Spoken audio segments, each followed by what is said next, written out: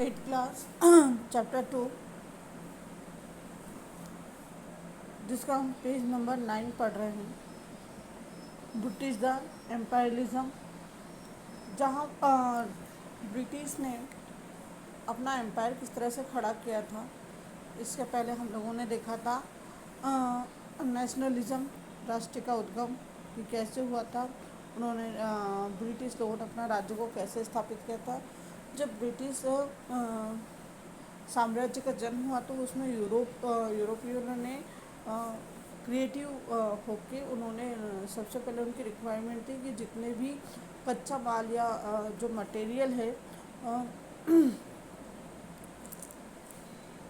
अ, उसको सप्लाई करे या कच्चे माल को एक नया मार्केट मिलना चाहिए। जिस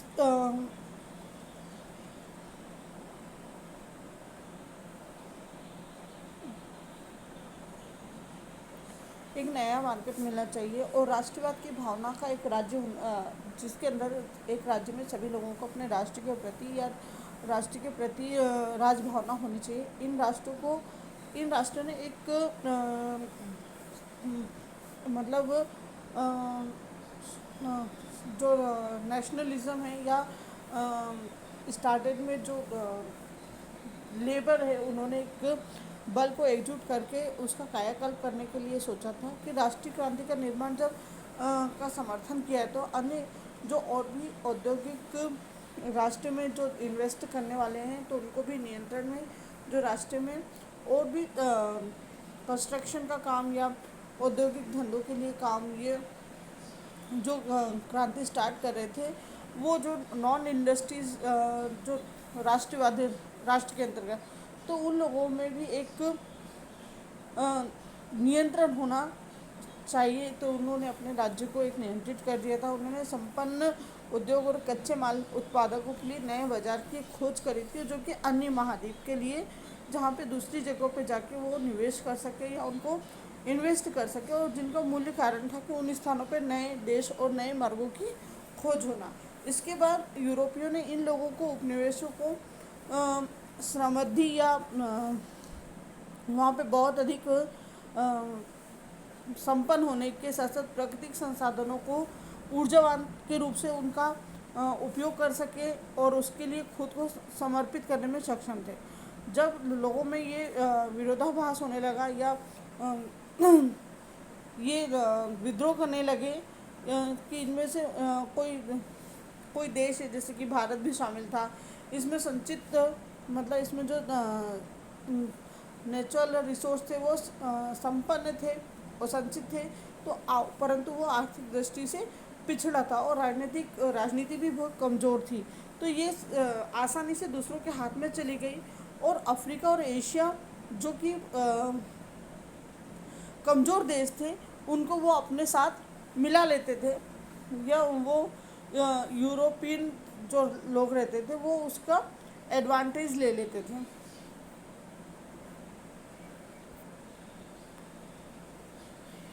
वो जो वो लोग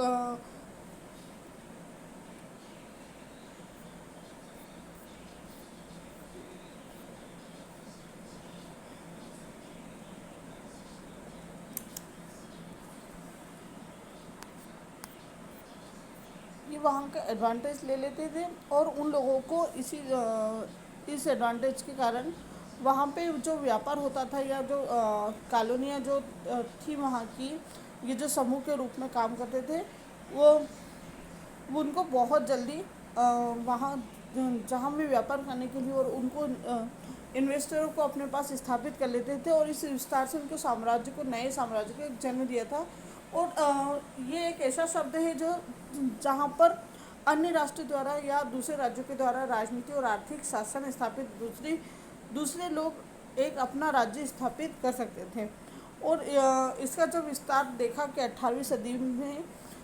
ईस्ट इंडिया कंपनी ने एशिया और यूरोप के व्यापारियों के बीच अपना प्रमुख जगह बना ली है, जिससे भारत में उनका सबसे महत्वपूर्ण आधार ये था।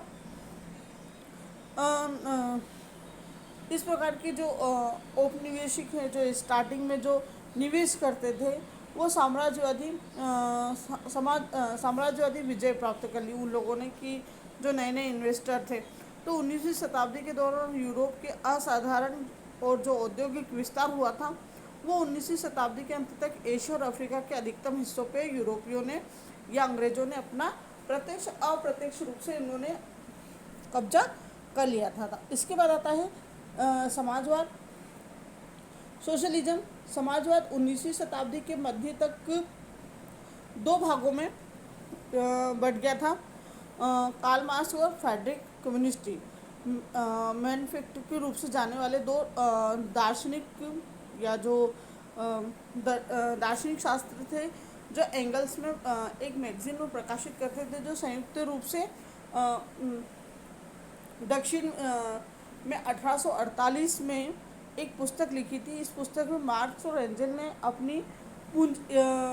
इस पूंजीवाद को एक नई प्रणाली द्वारा स्थापित किया था और जिसमें समाजवादी संगठन जिसमें संपत्ति और आय का विवरण दिया जाता है व्यक्तिगत निर्धारण या बाजार की शक्तियों के बजाय सामाजिक नियंत्रण के रूप में उसके अधीन होते हैं। ये चर्चा जब की गई कि चूंकि मशीन के उपयोग के साथ साथ केवल श्रमिक कच्चे माल को अंतिम उत्पादन में बदल सकते थे, जहाँ इसलिए उन्हें ये करना चाहिए था कि वो कच्चा माल जो मनुष्य या लेबर द्वारा कच्चे माल की उत्पादन मजदूरों द्वारा किया जाता था और बाकी का सारा काम मशीनरी करती थी।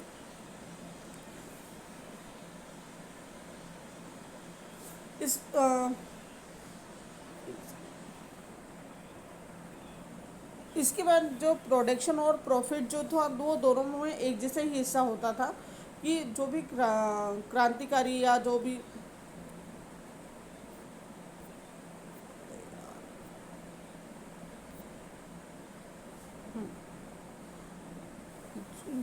तो जो ये अवधारणा थी कि पूंजीवाद का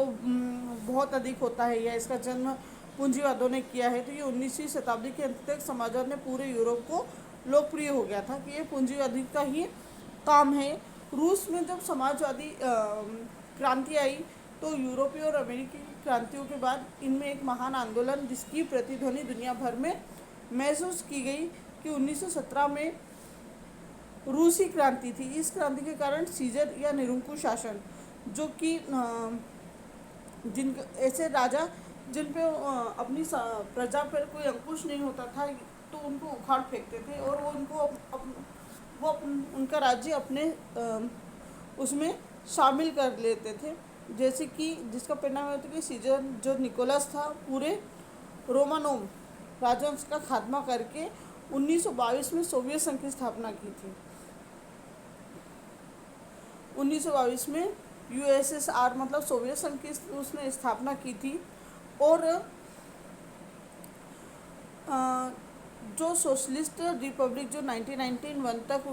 चली और उसके बाद वो टूट गई। फिर आता है constitution of the Asian country मतलब एशिया पर ब्रिटिश लोगों का क्या प्रभाव पड़ा। तो जब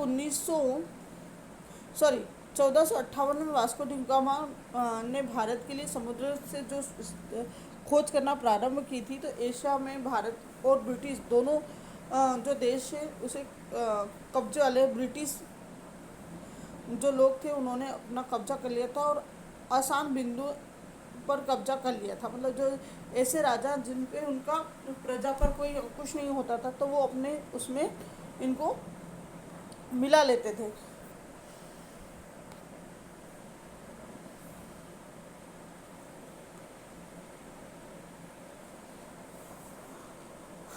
और इसके बाद 1752 में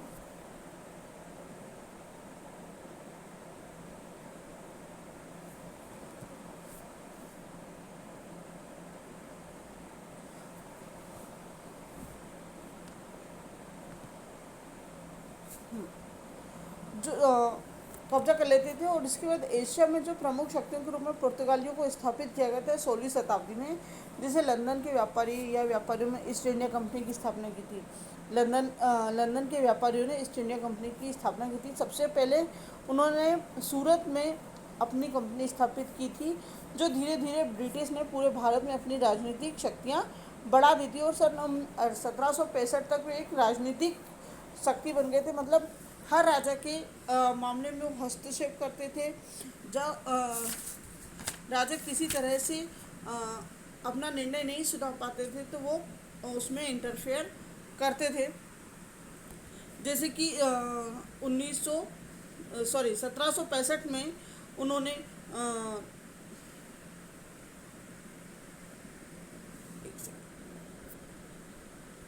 हाँ,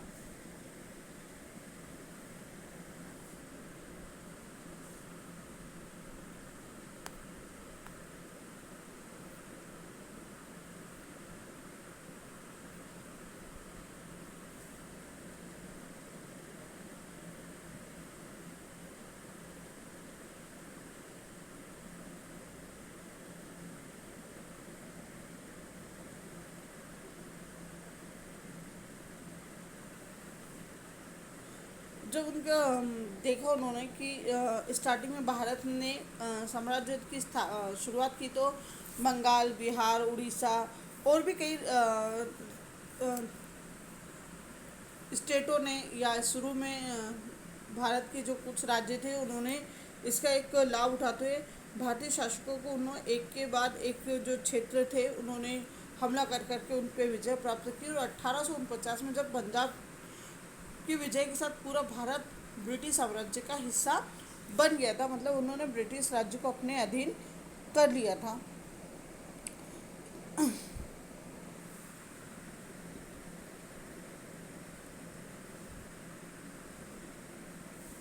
1949 में और उसके बाद जब चीन और अफीम ब्रिटिश का जो अंग्रेज लोग थे वो चीनी लोगों के साथ अफीमी युद्ध हुआ था ब्रिटेन और चीन के बीच, जो 1839 में हुआ था। इस समय चीनी बंदरगाह के अधिकारी ने अंग्रेज़ों के बीच या चीनियों अंग्रेज़ों और चीनी जो बंदरगाह थे उसमें जो मजदूर वर्ग थे उनको अफीम बाट बांटने पर रोक लगा दी थी। और क्यों उन्होंने व्यापार को जो टैक्स लगता है वो देने से मना कर दिया था। तो चीनी सम्राट ने ये मना करने पे ब्रिटिश शासन जो राजा थे या जो ऑफिसर थे ब्रिटेन इंग्लैंड के, वो नाराज़ हो गए थे और चीन के जो व्यापार था उस पर उन्होंने तरक्की जो अफीम से हो रही थी, क्योंकि अफीम एक नशीला पदार्थ है और अफीम खा के लोग लगातार काम करते थे, तो जो जो कि चीन से आता था, तो वो अफीमी ब्रिटिश ने उनसे ये चीज़ बंद करवाने के लिए कहा, जिसके कारण चीनी लोग नाराज़ हो गए थे। और उन्होंने जो ब्रिटिश के जो गोदाम थे उनमें एक बहुत बड़ी खेप उन्होंने 1940 में नष्ट कर दी थी, जो कि पहले की अंग्रेज़ों लोगों की। तो अंग्रेज़ों ने चीनी के खिलाफ युद्ध की घोषणा करी और इसका युद्ध को प्रथम अफीम युद्ध भी कहा जाता है, जो चीन और ब्रिटिश के बीच में हुआ था, जो 1839 में हुआ था। तो ये ब्रिटिश जो थे वो बहुत सारा तरह का व्यापार करते थे ब्रिटिशर लोग। और 1942 में इन्होंने ब्रिटिश जब इस युद्ध में विजय हो गया तो उन्होंने एक संधि बनाई, जिस पर खुद ही ने संधि हस्ताक्षर किए, जो एक संधि अंग्रेज़ों ने जिसके तहत 99 साल की लीज पर हांगकांग पर उन्होंने कब्जा कर लिया था। और चीन के साथ व्यापार करने के लिए अंग्रेज़ों को 5 बंदरगाह खोलने की अनुमति दी गई थी, जिसमें कैप्टन शामिल थे। 1957 में हांगकांग मतलब हांगकांग से चीन में वापस आ गया 1957 में। एक साल बाद अंग्रेज़ों ने संधि के तहत उसमें पसंदीदा राष्ट्र को अपने अंदर मिला लिया था, मतलब इंग्लैंड, जिसके अंतर्गत क्षेत्र अधिकारी जो वहाँ का क्षेत्र अधिकारी होता था उस अधिकार भी प्राप्त कर लिया, जिसका ये हुआ कि अभियोजना या गिरफ्तारी जब ब्रिटिश नागरिकों को किसी भी प्रकार की खोज जब्ती में छूट का संकेत देते थे और जल्दी ये उपनिवेशों की सदियों शक्तियाँ जैसे संयुक्त राज्य America, France, Belgium, Sweden, Norway, पुर्तगाल की मांग को ओयल या के रूप में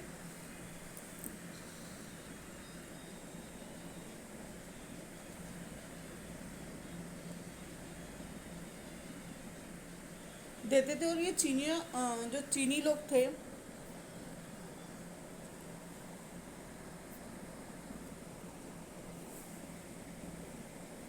चीनी इस रियासत को और खुद की संधि में जो हस्ताक्षर उन्होंने किए थे, जिसके कारण चीनियों में अशांति फैल गई थी और वहाँ के जो विदेशी निवेशक थे, तो उन्होंने रहने वाले लोगों को मतलब उनकी विरोध करने लगे। और इस गड़बड़ी के तहत उनकी घटनाओं में ब्रिटिश झंडे ब्रिटिशर झंडे के लिए एक मामूली अपमान की और एक फ्रांसीसी मिशनरी के जो नेतृत्व करने वाली ब्रिटेन और फ्रांस दोनों के युद्ध की घोषणा कर दी थी कि एक झंडे के पीछे जब उन्होंने सम्मान नहीं किया था, तो उन्होंने युद्ध की घोषणा कर दी थी। और ये घोषणा बहुत अधिक गंभीर हो कि हत्या के बहुत गंभीर घटना हुई थी, जो कि 1856 में हुई थी, जो कि द्वितीय अफीम विश्व युद्ध के रूप में विख्यात है, जिसमें तीसरी संधि जो कि 1858 में हस्ताक्षर चीन के बाद इस संधि में पुष्टि करने को इनकार कर दिया था कि हम ये युद्ध या ये संधि नहीं करेंगे, जिसके चलते चीन के खिलाफ एंजल फ्रेंच युद्ध हुआ था। जो सेकेंड युद्ध हुआ था, एंजल फ्रेंच युद्ध हुआ था। और इस युद्ध का परिणाम ये हुआ कि बीजिंग पर उनका ब्रिटिशों का कब्जा हो गया था। और 19वीं शताब्दी के अंत तक ब्रिटिश ने चीन का एक क्षेत्र अपने हिस्से में कर लिया था, जिसके हांगकांग और क्यूबोल एक हिस्सा शामिल है, जो कि ब्रिटिश के अंतर्गत आता है। आज का ये वीडियो इतना ही है।